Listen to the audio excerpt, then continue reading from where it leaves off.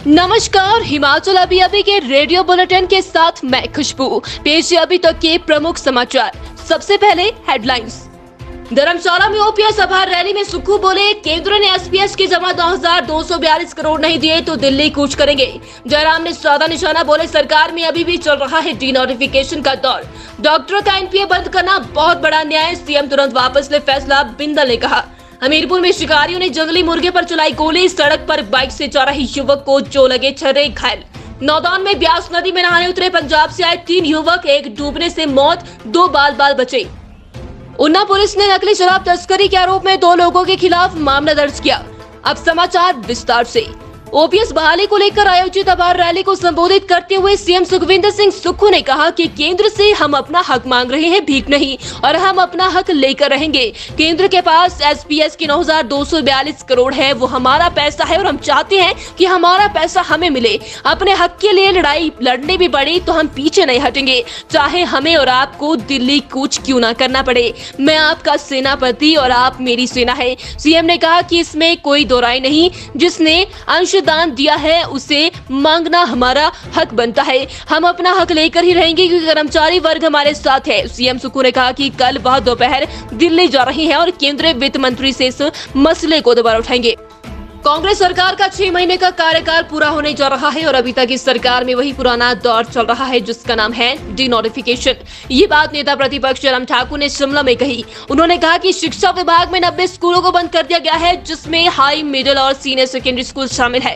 हैरानी की बात तो यह है कि कुछ संस्थान तो पिछले 2-3 वर्षों से चल रहे थे, उसके बावजूद भी उनको बंद कर दिया गया। जनता जानना चाहती है कि इन संस्थानों को बंद करने के लिए सरकार ने क्या पैरामीटर लगाए हैं। जयराम ठाकुर ने कहा कि सत्ता में आने के बाद प्रदेश सरकार बदले की भावना से काम कर रही है।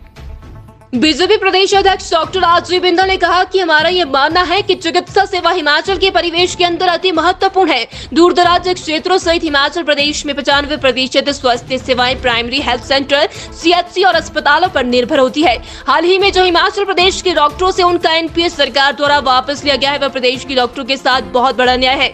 उन्होंने कहा कि चिकित्सक और विशेषकर हिमाचल प्रदेश के चिकित्सक बेहतरीन सेवाएं देने के लिए जाने जाते हैं और आज से नहीं, पहले से ही कठिन और विपरीत परिस्थितियों में किसी भी प्रकार की स्वास्थ्य से जुड़ी सुविधाओं के लिए हिमाचल प्रदेश के डॉक्टर अग्रिम और सर्वश्रेष्ठ भूमिका में रहते हैं। ये निर्णय जनता और चिकित्सकों द्वारा हिमाचल प्रदेश की जनता को दी जाने वाली स्वास्थ्य सेवाओं के साथ एक बड़ा खिलवाड़ है। शेष समाचार ब्रेक के बाद।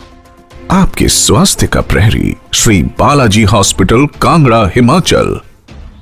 हमीरपुर के चोड़ी में शिकारियों की गोली लगने से एक युवक घायल हो गया। घायल युवक बाइक पर सवार होकर घर की ओर जा रहा था। युवक ने बाइक पर 2 साल के बेटे को भी बिठाया हुआ था। बताया जा रहा है कि 4 युवक यहाँ पर शिकार कर रहे थे, जिन्होंने जंगली मुर्गे पर गोली चलाई, लेकिन सड़क से बाइक पर गुजर रहे युवक को गोली के छर्रे लगे हैं। गोली के छर्रे पहले बाइक की हेडलाइट पर लगे और उसके बाद युवक की छाती पर जा लगे। युवक की पहचान रजनीश रांगड़ा निवासी ककड़ियार के रूप में हुई है। मामले में गोली चलाने वाले आरोपी को गिरफ्तार कर लिया गया है।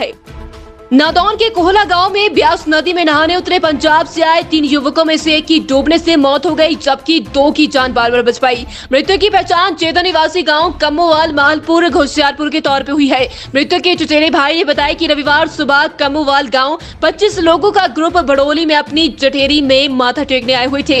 इसी दौरान तीनों पानी में नहाने के लिए चले गए। उन्हें तैरना नहीं आता था। वो करीब 2 किलोमीटर तक बहते हुए नदी के दूसरे किनारे की ओर बढ़ने लगे।